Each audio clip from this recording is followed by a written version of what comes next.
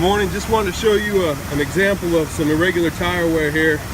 You can see the inside wear compared to the outside wear, and want to give you a brief little shot as one of the things that can cause something like that.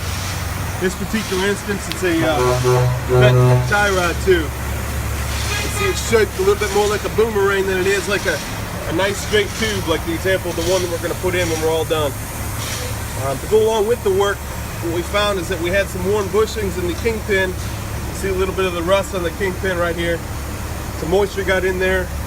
Just probably need a little bit of lubrication to help extend the life, but that happens. It's a wear part, as well as a seal that we have to replace. And that is what causes some wear like this.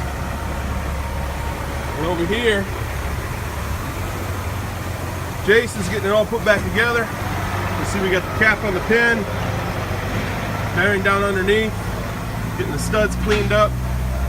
Also an example of a little bit of never Sieze that was used on the studs. That's a no-no. There's no need for something like that, but that's what we're here for, to get that fixed up. Thank you, Jason. Great work.